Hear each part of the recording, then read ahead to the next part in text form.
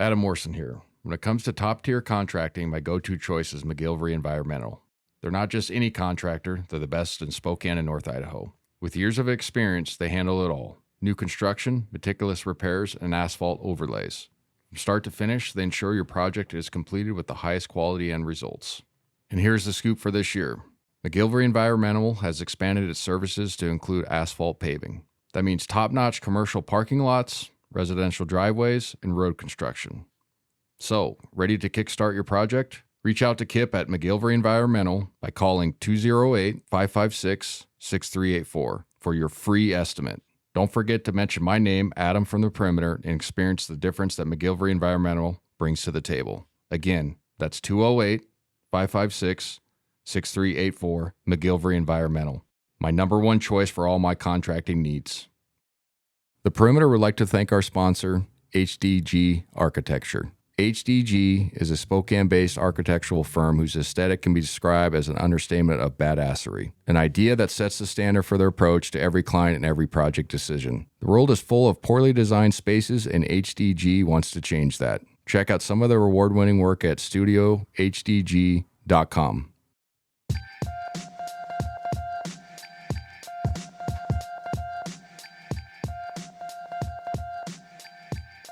Welcome to the Perimeter Season 3, Episode 21, presented by McGillivray Environmental. Lot to unpack here. Monday after selection show Sunday. I'm going to recap a little bit of the WCC Tournament. We obviously know what happened. We're not going to go over San Francisco game. Talk about the game against St. Mary's. And then our seed, number 5 in the Midwest, which was, I think, a little bit surprising for some fans, a little bit for myself as well. Not that we got in, but I think it was higher than most expected and most projections. We'll talk about McNeese State, and we'll talk about a potential second-round matchup against either Kansas or Samford. Obviously, going to be leaning towards Kansas, and then a potential Sweet 16 rematch versus Purdue. Lot to unpack here. We got a lot of former Zags in the NCAA Tournament. Fun times. It's a great time of year. Sunny out finally. Oh man, it's nice. You know, it's nice. Zags had to sweat the weekend a little bit, but I was, 95% sure we were going to get in. And it was a fun weekend in Vegas. Obviously, we wanted to win the tournament, but getting to this point for this crew is fantastic. They should be proud of themselves for majority of the season after, you'd say Maui, then mainly after we lost to UW. I think there was a lot of naysayers, inside and outside of the community that were saying this is the end of the run and Gonzaga's no good and blah, blah, blah. And I thought our guys did a good job once we got into conference of kind of resetting. We had adversity in conference. I mean, we lost the first game of the season to Santa Clara on the road. That obviously wasn't a good start, put us behind the 8 ball, but we battled our way back to get that top 2 seed and get that automatic bye into the championship game. So proud of this group. Obviously, a lot to play for, but was it 25 straight years? Yep, 25 straight years. 25 straight years. I think people listening are obviously fans, but really need to take a second to realize how special that is and how hard that is to do. I don't care what conference you're in, what part of the country, whatever. To do that consistently and have that culture of winning. Through different eras of college basketball too, right? Eras where big guys were prominent, and then eras where big conferences and money and facilities really matter, and we didn't have that. And then now getting to NIL and transfer portal, you know what I'm saying? Like it's harder than it looks, and I think sometimes fans take it for granted, which is not a knock on them, but I think they're so used to success that they don't realize like how hard and difficult it is to consistently win, get to the NCAA tournament. And then we have the streak of 8 straight Sweet 16s, which is insane. Well, they can't win in March. I'm like, well, that's a pretty long streak. If we go, I think the number I saw, if we win, obviously the first 2 games this weekend, it'll be 9, and we'll get into like the UCLA teams of the 60s and 70s that, made it to the second round or third, whatever it was for the NCAA tournament back then, round of 16 or whatever. Yeah. It's crazy. That's really crazy. It is. And you always hear the talk of the West Coast Conference is not great. You can't win in March. I'm always just like, what's the evidence of that? We've been to 2 Final Fours and we've been to 2 national championship games. What is that? And then we win 8 straight, winning the first weekend, getting out of the first weekend. So, Yeah. yeah, I mean, what was your initial thoughts on after the loss to St. Mary's? And we'll talk about the game here in a second. What was your initial thoughts? Like, were you sweating or were you just like, I think because of how we played against San Francisco, I think it was all the pundits were saying it was a foregone conclusion that Gonzaga was in. Mm-hmm. I didn't know what seed we were going to get, obviously. After the loss, I was just like, I was hoping for a 7. Hope 7 Yeah. or an 8, like stay away from a 10. But yeah, it was it was a bummer. Like that game was just a bummer. And and you never like having to wait around until Sunday to find out. Yeah. And then like watching Selection Sunday and like being in the third, announced bracket. Like I felt like we were getting in, but there was multiple teams in like net 29. I forget which team it was. I should get that stat, but like they were the highest net team did not make it. Did not make it. Yeah, I think it was one of the Big East teams because the stat before was 31. No team below or above 31 in the net did not get an at-large and not make it. So obviously that number moved down to 29, but we were firmly locked in at 16, 17. And so I thought our chances were pretty high to get in. And then in that championship game, I think St. Mary's was one behind us, and somebody inside the program, not a coach, but like somebody inside the athletic department, I'm not going to say who, was basically like, this game, even though we want to win, it doesn't really matter because both teams are like, they're not going to move on the net, or they're going to move 1 spot or 2 spots. Right. And so the game was a little bit anticlimactic for that reason. But it was interesting going into it, having the thought of, all right, we can deny St. Mary's a regular season and then a championship, tournament championship. That opportunity was there. And then obviously the automatic bid, just so you don't have to sweat that Sunday. But I thought St. Mary's, did a good job of employing their pace in that game. Really played physical with us. We had 4 turnovers in the first 4 minutes. I thought it was obviously a bad start for us. Usually we're taking care of the basketball for most of the later half of this season. And they just really got extremely physical, and defensively they were good, especially in our pick and roll stuff. They were just kind of showing and center fielding and going over the top. We couldn't turn the corner. And in all fairness, like their style of play got the better whistle this game. Because I mean, if you think back to the first St. Mary's loss at home, there was the bad calls at the end, and then it led to the throwing the stuff on the floor. So I'm not trying to bait again and say, oh, the official screwed us. That was the end of the game. Like guys stepping on a line, the shot clock violation, foul on the weak side. They got to play a lot more physical than I think should have been allowed. But that's how they play, and Randy Bennett has that style. So I understand it not being officiated that way, if that's the best way to put it. They had a better whistle, but I don't think that totally determined obviously the outcome of the game. My point in bringing that up is, if they're allowed to play inside, Saxon can stay on the floor. They're very thin. Jefferson's obviously out. What's the kid's name who played good? Forbes. He was fantastic as like the 4 that's replacing Jefferson with nobody behind it. They only played Barrett. On the other side, they played 6 guys. So I thought just early to start the game was not a great start for us, turning the ball over. No rhythm offensively. Their plan was pretty good. On Graham, they just pushed him out. He got a lot of his catches outside the block and really couldn't operate it. Had a decent game at 10 points, 5 rebounds, but only played 19 minutes, was in foul trouble. And so I thought just for totality of that game, St. Mary's really played their style. For the first time against us, Mahaney had a good game, but he had an efficient game. I think the stat before that was the 3 games prior that he played us. He had 36 points on 36 shots, not efficient. This game, he was 9 of 15, 5 of 7 from downtown, and 23 points. Really controlled the play. Pace was fantastic. Like, looked, the part, and played solid. Like, just played really good and set the tone for them physically and set the tone for them on the perimeter. Marcelonis, who ended up being player of the year, was solid as well at 13 points, 8 assists, 4 rebounds, only 1 turnover. So they really took care of the ball from a perimeter standpoint. And just played at their own pace, and that's St. Mary's. That's why they're so difficult to play. They're smart. They can play through foul trouble. That's another thing that they're really good at. They play physical, but they're used to getting 2-3 fouls early in the first half, and then their guys still play good defense but don't foul because they know there's nobody off the bench that they really trust and use.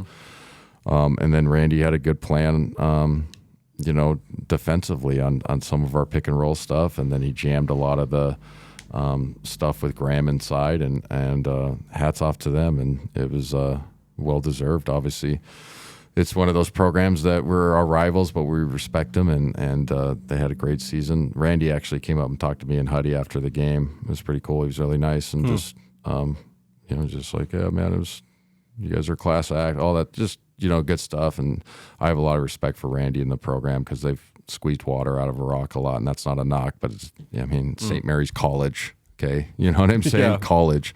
Yeah. And he's built a winning program that's, pushed us to the brink. And it was 14 times we've met in the championship game. We've won 10, they've won 4. So obviously when people are, outsiders, like, it's not a rivalry. How does 10-4? It's like, no, it's a rivalry. All those games are pretty close, and they're hard-nosed and, a lot of fight and all that stuff. And so hats off to them. But again, like, losing that game, I obviously upset a little bit as just a broadcaster and a fan, but I just kept going through scenarios. How do we not make it? You know what I'm saying? Like, how do we not make it? And I just couldn't find one, like, even just devil's advocate. And it's like, man, I don't see how we're 17 in the net.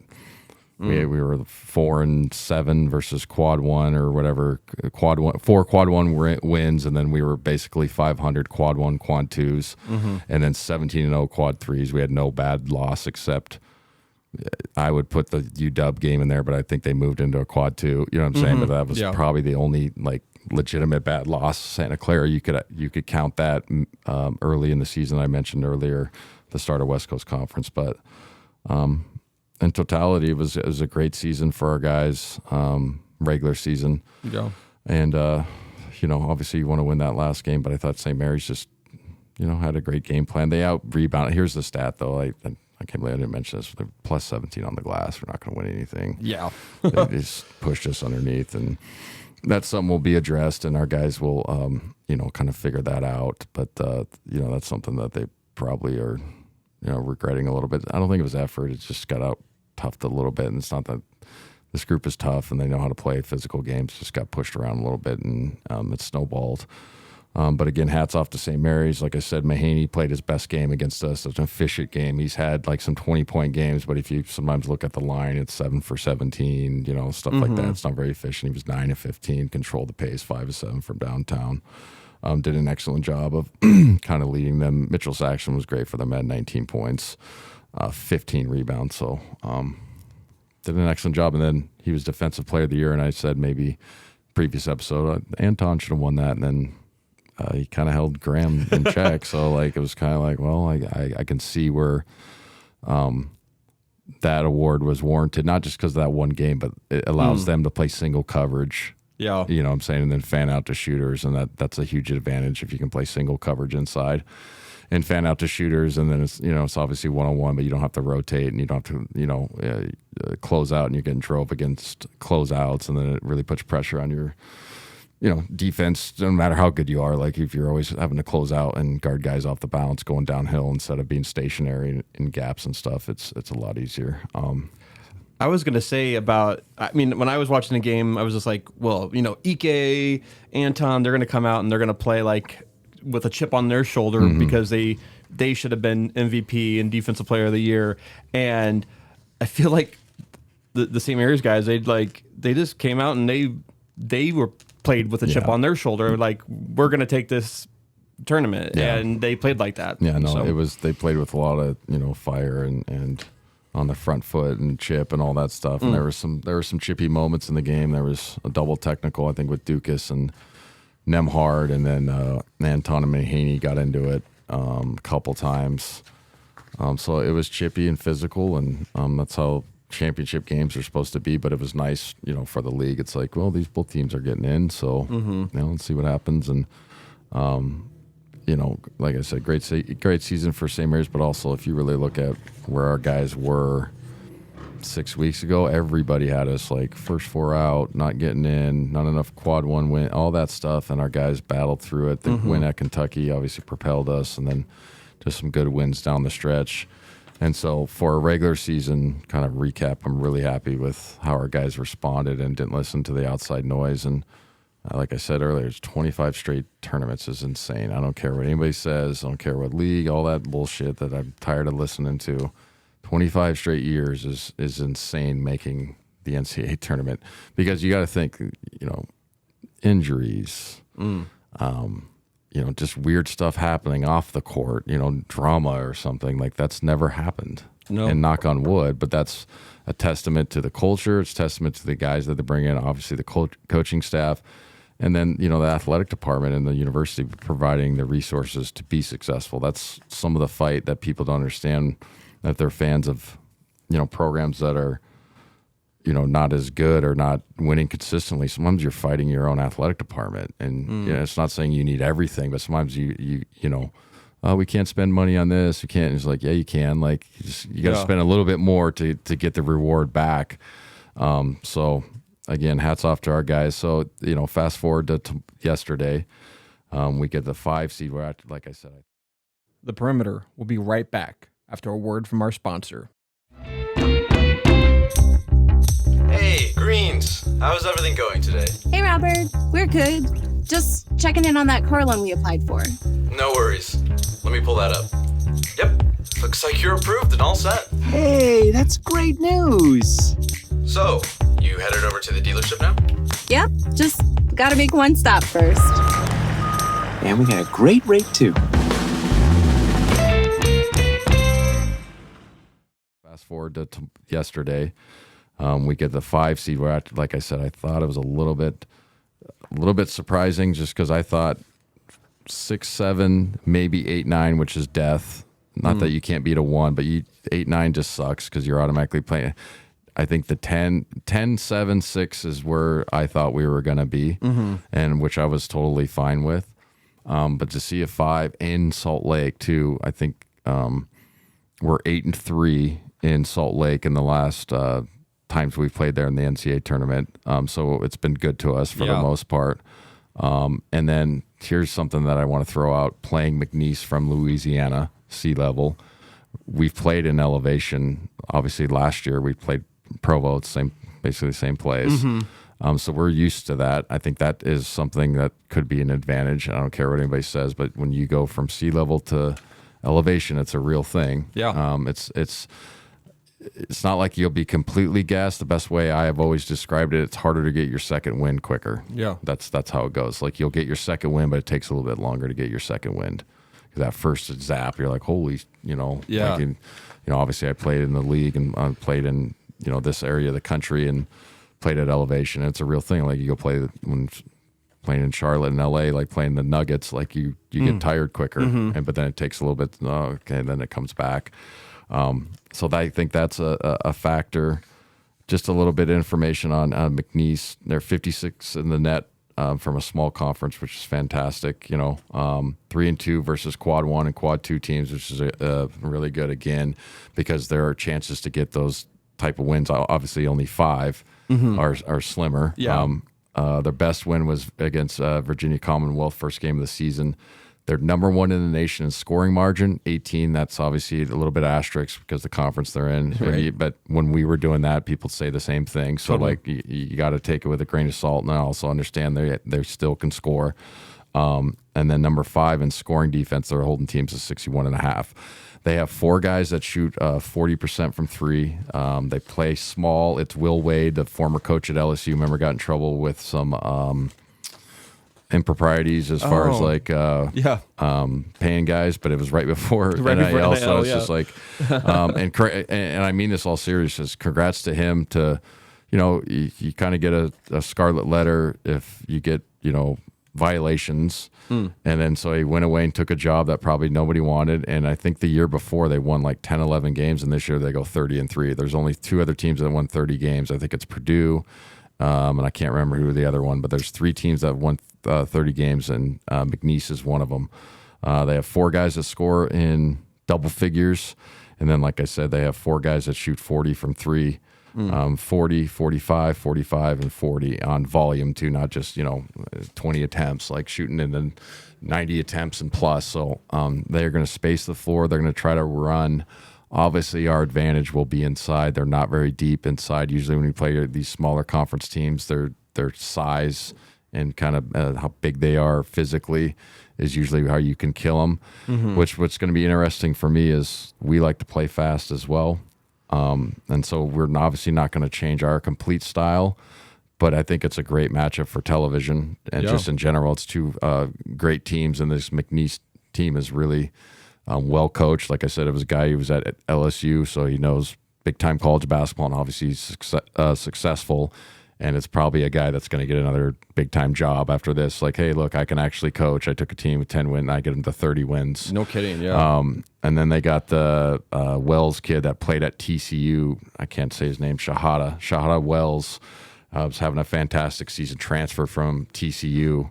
He's averaging 18 points a game, shooting 40% from 3, and then 48 overall. Having a great year, almost 5 rebounds a game, 150 assists. So really good point guard out front. We did play TCU last year, so it's nice that we have some familiarity with them and watch the tape. With him last year, what worked, he wasn't as big as a vocal point, but you know what I'm saying? It's nice for the guys that, have seen him. But this is a really good basketball team, man. They shoot 38 as a team, which is fantastic. 40 is the mark as an individual, but if you're above 35, 36, you're considered elite with volume from 3, and then shoot almost 50%, 49.5%. From the field. So this is a really good 12 seed. The 12-5s are always interesting, no matter if it's Gonzaga or not, you know what I mean? So it's usually, this is how it usually goes. Usually the 5 is a bigger conference or a bigger name team that didn't have the greatest season ever, but are still good. And then it's usually like a really good, a senior-laden team from a smaller conference that's got a lot to prove, you know what I'm saying? So the matchups are always really fascinating because it's smaller conference versus usually a bigger conference team or a name brand team that's still had a good year, but it's not a 3 seed, you know what I'm saying? Yeah. Not a 2 seed. So I'm really looking forward to it. We're going to have to play tremendous transition defense. It's going to be paramount. And then obviously we have to run these guys off the 3-point line. But Graham Ike has to play good inside. Braden Huff has to play good inside. Anton has to get his post touches. I think our guard play was great up until the St. Mary's game, but that's just a different ball of wax. But they need to continue to play good. Nolan Hickman and Andrew Nemhard, first team Andrew Nemhard, Nolan, second team all WCC, have played fantastic for the last 6-7 weeks. They obviously have to. This is not hot take stuff, but they have to play good against this McNeese team, especially defensively. You can't get lost. So it's a good matchup, but it's also a scary one because they score, and then if I'm Will Wade, I said we have nothing to lose, and all these guys are obviously good coaches if you get to your team's NCAA tournament, but he's coached against bigger programs and he knows how to prepare. So he's going to know how to scout. You know what I'm saying? Like that staff is prepared the right way to play in an NCAA tournament is what I'm trying to get to. So it's going to be fun. I'm excited for it. Again, Salt Lake's been great to us. It's a great 1.5-hour flight, so I think we should have a decent amount of fans. That's actually, I like Salt Lake. It's a cool, unique city. It gets a bad rap just because it's in Utah. I'm just being honest, but it's got really nice restaurants. There's actually nice bars. I know that's another thing that people don't think exists, but it's not like a crazy nightlife scene, but it's cooler than you think. It's got a cool vibe to it. So I was happy I wasn't going to like Omaha or Brooklyn or something like that. Yeah, I was very. So I was yes. It was very. I think it was a very favorable seeding for us. I wanted to ask you, and this is all speculation now because we did not win the championship game. Do you think that if we would have won that game, we would have been the 4 seed in Spokane? I no. Yeah. I don't think that. I just don't think the tournament, the committee would reward us like that. And in all honesty, it would have been kind of like unfair because it'd be cool because it was supposed to happen during the COVID deal, and we were going to be the number 1 seed in Spokane. That'd be awesome. But like you kind of earn that because some teams, like UConn's playing right in Brooklyn, that's considered in New York. You know what I'm saying? So like that does happen, and then Carolina, I think, is in Charlotte, aren't they, or something like that? Anyway, they do give some teams, that type of deal. But if you're like a 4 seed, it's kind of unfair. I just don't think they would do that. Yeah. But it's funny that St. Mary's ended up coming here, and actually they're probably happy because they're familiar with the area. Yeah. And it's a quick flight.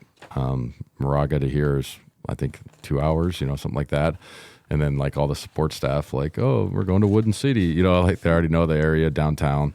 I was excited to see them in Spokane just Yeah, because it's kinda I cool. feel like that's like, I know that we're rivals, but like we want to see them succeed in the tournament. Do you want the WCC to do well? And then, and it's units. I don't know if I've ever talked about this, but every time you make it to a different round, the conference gets, it's called a unit of allotted money, and then the conference splits it up however they want, but it's good for everybody. So if they win games and we win games, it helps, line people's pockets, and you can argue all you want, but this is what this deal's all about. Yeah. College athletics. So yeah, I think, I just don't think we would have got there in Spokane. I just think it would be too much of an advantage. It would have been a big talking point in a negative way. So why would you give a 4 seed, a chance to play in their home building, basically? Yeah. So Washington State gets in, which is cool. Yeah. 7 seed, I was kind of like, ooh, that one stung a little bit because they had a terrific year in the Pac-12, which was just a really good league on the top half. And so, we'll see how the local teams do. Poor Eastern and gets the NIT again. It's that Big Sky deal. I just don't understand it. I know this is a Gonzaga podcast, or we can't say that without paying royalties. It's a Adam Morrison podcast. I just talk about what job I do. But yeah, I just I don't think they would have given us the Spokane deal. Yeah. I guess we got to talk about our potential second round matchup. Obviously, Kansas versus Samford, not Stanford. That one sometimes people get confused with. Kansas is kind of limping into this deal, missing Dickinson, and then the other guard, probably their 2 best players, did not play in that first round loss in the Big 12, and I think they kind of sandbagged it. Oh, really? Yeah. Because they were just like, what's the point? We're probably going to be this seed line anyway, which is smart. Get your guys healthy. It's all about the run.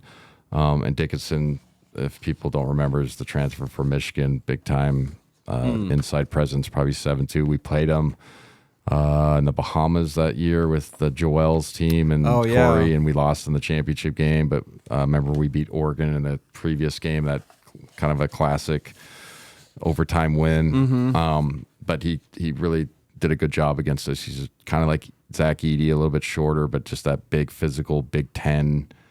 I know he's in Big 12 now, but like Big Ten center that pushes you around and can score angle baskets. They do a good job of finding him on that. He's averaging about 18 points a game. He had a dislocated shoulder, so no, I don't know how long that lingers.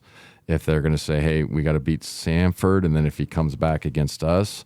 But in hypotheticals, because obviously we have to do that, we're playing the NCAA tournament, it's a good draw for us because we might obviously take care of business against McNeese.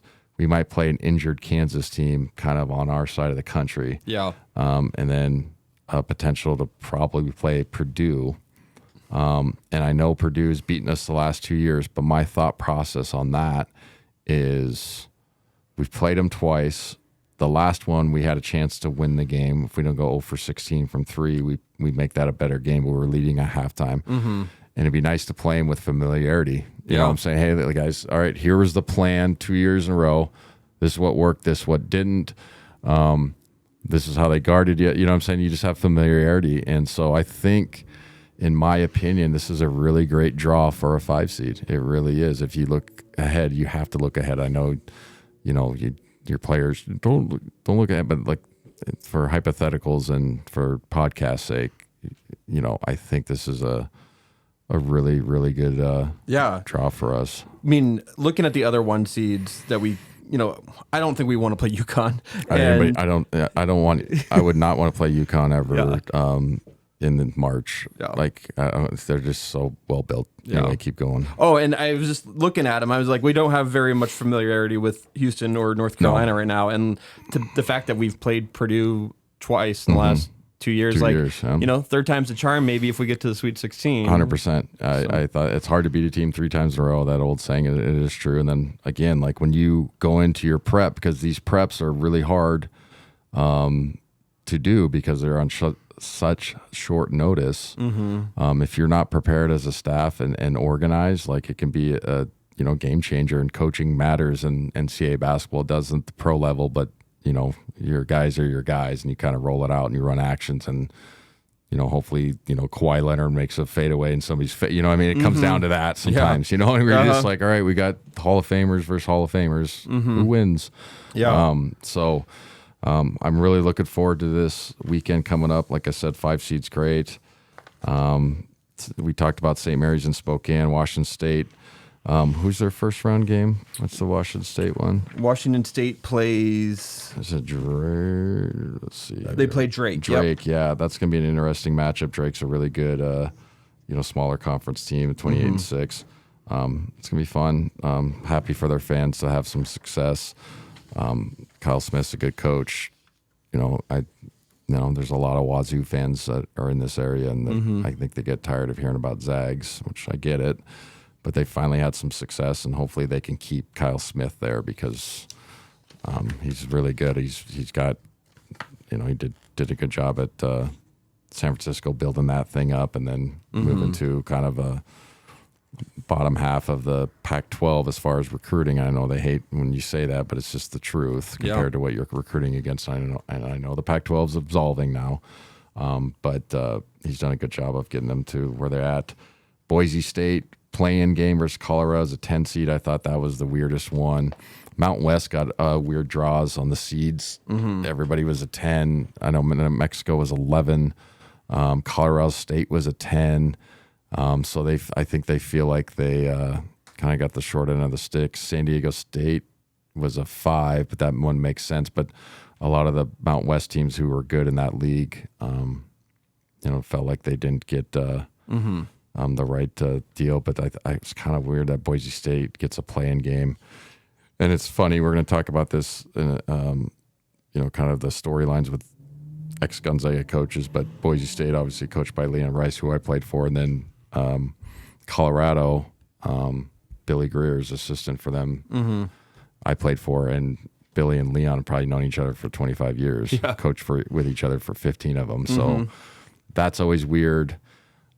Going into this selection Sunday, I would have bet money on it. I would have got tremendous odds, but I was banking that they were going to go Arizona 2 seed, Gonzaga 7, and they were going to make us play each other in the second round, which I thought would have been awful for both programs. Just because it's no fun playing your buddy. If you beat Tommy Lloyd, he has that's to say he gets that's a second round exit. That's 2 years in a row. You don't want to do that to your friend. And then if they beat us, see, I told you, you know what I mean? Like it would have been great for everybody else. You know what I mean? Like watching and storylines. But I just was like, I don't want that game. It just sucks playing your friends. Yeah. Because it just is not fun.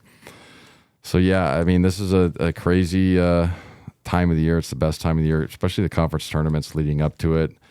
They've talked in the past or this year about having 96 teams in the tournament. I'm like, no, this is absolutely perfect. Like, this is the perfect 3-week, 1 month long or whatever it is sporting event besides the World Cup. Like, it's the best in the world, other than the World Cup that lasts this long. They have it perfect. Don't mess it up. Don't add more teams. I get money's involved, but the conference tournaments are that 96, right? Yeah. That's perfect right there. But former Zags coaching in The Perimeter will be right back after a word from our sponsor. Hey, it's Olive. I just got my first ICCU debit card. Now I just need some money in my account. If only there was someone who could transfer in some allowance. Wow. But former Zags coaching in this tournament, Dan Monson, we'll get into that real quick. We mentioned Leon Royce, Tommy Lloyd, and then Billy Greer at Colorado. The Dan Monson one's interesting. He gets fired the day before, or a couple days before the conference tournament. He's been there 17 years, gone to 6 NITs and then 1 NCAA prior to this. And then his team's 4th in the Big West, and they win the whole conference tournament. And then he's playing Tommy Lloyd, who I'm sure I know for a fact they know each other. So that's a cool Gonzaga connection. Very cool. And it's just funny that he wins the conference tournament after he's been let go. And it's kind of cool that his guys rallied behind him, and he gets the NCAA tournament, takes him to the second time at Long Beach State. And so that'd be a fun matchup to watch. And I actually watched Long Beach State live randomly against Portland at Portland this year. My daughter was taking a visit down to University of Portland, so they had a game right after. I was like, oh, I'll stay for the men's game. And went and talked to Coach Munson. It was cool seeing him. I haven't seen him in a long time. He actually coached me at a Team USA thing when I was going into my sophomore year. He was the assistant coach for Kelvin Sampson. We were a Team USA they do it in sections, so we qualified for the Worlds, and then the team next year was, but that's how they do it. Yeah. And so it was just cool to go. I went to a shoot around and talked to him for a bit, and it was so random. It's like, what are you doing here? And I'm like, what are you doing here? Like, just at Portland, University of Portland's gym. Like, just walking. He's like, what is going on? Like, I was wondering the same thing. You guys walked off the bus. I'm like, what are you guys doing here? So anyway, good luck to him. But yeah, a lot of former Zags in the tournament. Really excited. Hopefully we're coming back next week with talking about a Sweet 16 matchup. Do you want me to go over who I think is going to get out of each region? Yeah, I'd love to get your thoughts on like what it would take for Gonzaga to get. What kind of game do we got to play? We just got to play our game, right? Yeah, I think against McNeese we have to really, control the tempo in a good way. Obviously, I talked about how much they run, but we got to dominate the inside. Yeah, Graham E.K. and Braden Huff, and then Anton. Obviously, Ben Gregg's in that mix too. But we have to control the glass and then punish them inside. Yeah, and then obviously you got to guard the 3 line. And then when we play Kansas, it's kind of weird because you don't know who you're preparing for. Obviously, they're a super talented team. We're a top 10 team most of the year, and then kind of sputtered. But they don't play like a weird style that we've never seen before. If Dickinson is out, it's obviously benefits us because then we'll have the advantage inside. But that would be a fantastic matchup. I don't think those 2 programs have ever played, so I think the NCAA was like, oh, this will be fun storyline to play each other. And I know Bill Self and Fewy are friends. Like coaching friends is what I'm saying. Right.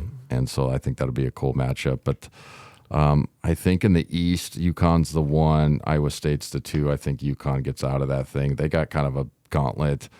Florida Atlantic was a top 10 team this year, and they might play them in the second round. That's a tough matchup. Yeah. And then I think San Diego State, who we saw, who is just like a tough physical team. I think if San Diego State gets to that Sweet 16 for UConn, could give them problems because they play the same style of like, we're going to climb up into your shit and guard and play physical. They play similar, right? Yeah. So that'll be a fun matchup to watch.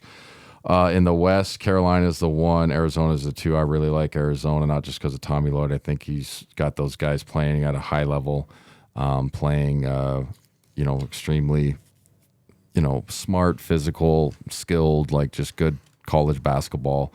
I think Carolina is a weak 1. They got the 4th, but I just think they're vulnerable because they have kind of a short bench. They rely heavily on the Davis kid outside, making a lot of shots, which he's fantastic. He had a 40-point game. He's really good, but if he goes, sideways or has an off game, then they're in trouble. That's what I'm trying to get at. So I like Arizona out of the West.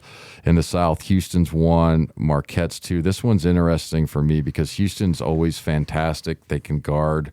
They play really physical, but they seems like every year late in the season or even the NCAA tournament, they have a game where they can't make a shot, and then they get beat when they shouldn't have got beat when they're superiorly talented, great coaching staff. They play like 10 deep, so they play like really like tough physical. That's their mantra, is like getting up India like crazy. But then sometimes they just can't like put it in the basket, and they got boat raced by who was it? Iowa State in the championship game. Couldn't make they couldn't make a field goal. I mean, I watched some of the game. They had 5 points like halfway through the second half in that half. Like, it was crazy. Like, they just couldn't make a shot. But then also, I think Kelvin Sampson was smart and just didn't wave the white flag, but just let his team get blown out. And sometimes that's a good thing, knowing you're going to get a number 1 seed anyway, and just regrouping and using that as fuel. Like, hey, all right, we got to reset. And sometimes, like, hey, you get blown out by a good team, and you still love your personnel and your guys, so you just come to the locker room like, hey man, let's regroup. You know what I mean? Yeah. So out of that one, this one's tough. This is the hardest. This is the hardest one. It has Houston, Nebraska, Wisconsin, Duke, NC State, Kentucky, Florida, Boise State, Colorado, and Marquette. Like, that's just like I think it's tough. I like Kentucky out of it. Yeah. I just think that they're so offensively inclined and superior that they can get hot. Now, defensively, that's going to be the question for them. But I know the NCAA is trying to get Kentucky, Marquette in that deal, and try to get Duke versus Houston, and then they want Kentucky Duke in that Elite Eight. Like, the NCAA is begging for that to happen, which the storylines and all that stuff, the history of it, makes complete sense. And then obviously in our region, I'm picking us, not just because I think we have the legitimate chance, but I think Purdue's going to be tough. Tennessee's played great basketball as a 2 seed. But again, like, I really like our chance to make a run. Obviously, you got to get out the first weekend, but Purdue is going to be hard if we get to that point. But like we just talked about, playing the third time and having a chance. So it's going to be interesting. I never fill out brackets. I'm not even joking. I haven't filled one out since like high school, and I just don't. But I obviously love this time of year. It's fun to watch. But I think those teams have a great chance to make a deep run, and that should be a fun tournament. And like I said, again, to cap this off, I'm really proud of our guys for having a great regular season and kind of grinding through some adversity and looking at themselves in the mirror and changing the way they play and believing in themselves. I know that's all cliche stuff, but it's easy to like listen to the outside noise, man. I mean, the sky was falling. You start going online and seeing what people are saying. We knew this was going to happen. And now you just laugh. Like, what are you talking about, man? Like, we are a 5 seed, like, at large. Well, the new pundits are. I mean, they said it on the broadcast last night. Is that I forget which guy said it, but he was like, I like McNeese and against Gonzaga, and I'm like, God, we're always that team that like we always pick to lose. Like, and it's just like, it's always kind of funny. Well, to me. and I get, like, you're a product of your own success, or you're a prisoner of your own success is what it is the term. So like the expectations make it. They are what they are. But also, like, we had a pretty good year. What, we were 26-7 or something like that. Like, that's pretty good. Totally. Right? So, or 25-7. And 2 of those losses, like I said, were against UConn, Purdue, 2 number 1 seeds. San Diego State made it in. St. Mary's twice, they made it in. So, like, if you really want to, 2 bad losses really against non-tournament teams, it's pretty good. That's really good. I was going to ask about, like, we didn't talk much. Obviously, we didn't talk about the San Francisco game, but Ben Gregg just was unreal in that game. Like, I think that will happen again in one of these games if we're going to go on a run. Like, is he the biggest X factor on this team right now? That's a really good point. It's a really good topic too. Is we have to shoot the ball. Obviously, the great on the perimeter, and Ben is. I know he's a 4-3, but he is one of our better shooters. So yeah, he's got to put the ball in the basket. He's got to be able to space the floor, especially if Graham and Anton are getting double teaming on the block. So he's got to shoot it well. He's got to seek shots because he's been great in the starting lineup for us. But you saw in the St. Mary's game, he didn't really have an impact because they didn't allow him to get wide open threes. yeah, I think Ben has to shoot it well. Everybody does, but Yeah. Ben has the best chance of being the guy that's the most open out of our perimeter shooters, Yeah. and that's not a knock. But usually you pick and choose on who you're going to kind of give things. Got to give stuff up, and he's the one that usually is the guy that's open. And Yeah. he could make shots, but the way the rotations work and double teamings, they space him out that way on purpose to get him strip wide open threes. So he's got to play good. Ryan and Nolan have to get back to playing solid. They didn't have a great championship game, but they've been solid before that, but they got to play solid. And then again, defensively, we have to be like, wide-eyed and bushy-tailed on the three-point line against these guys. I mean, I talked about 4 guys shooting 40%, 38 as a team. That's real. You know what I'm saying? So, and you know how it is in these games. If a 12 starts banging in threes, the crowd's going to start cheering for McNeese State. Yeah. You know what I mean? So anyway, We could always run into a Davidson. yeah. You never know, and Yeah. obviously, it's going to be fun. But Yeah. thank you to our sponsors: McGillivray Environmental, Idaho Central Credit Union, HDG Architecture. We'll see you next week.